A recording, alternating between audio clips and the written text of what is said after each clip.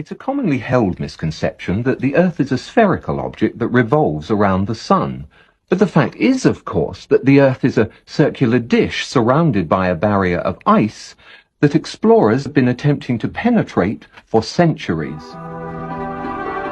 2,000 years ago, an Egyptian scholar by the name of Eratosthenes performed an experiment that he claimed proved the Earth to be a sphere. However, there are serious doubts about the accuracy of his data and his scientific procedures. Dr. Leo Ferrari explains.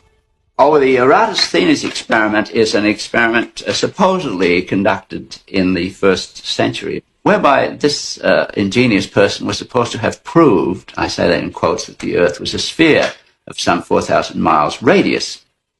Eratosthenes one day noticed that the sun was directly overhead in Syene, whereas he noticed that on the same day, at the same time, the sun made an angle of 7.2 degrees to the vertical at Alexandria, which was some 530 miles away.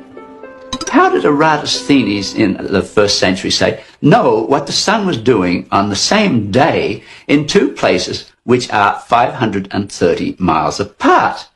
One can take all those same data, knowing that the Earth is flat.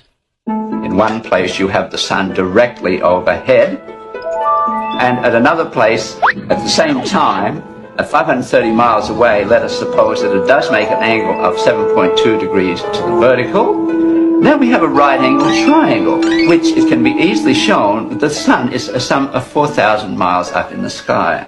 These superficial, even, considerations show that it's impossible. The whole thing, it's a story, a fairy story made up and mindlessly repeated in textbooks.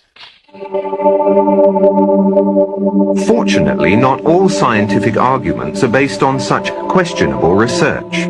The Greek astronomer Ptolemy determined to everyone's satisfaction that the Earth is flat, circular, and the central body in the universe. His theory went unchallenged for 1,200 years. Not surprising, really.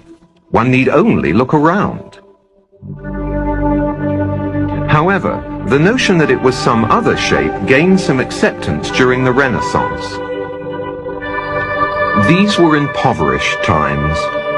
Most writers, artists, and scientists could not support themselves through their work. They depended on the patronage of the upper class. Consequently, creative and original thinking men let their imaginations run rampant in order to attract support.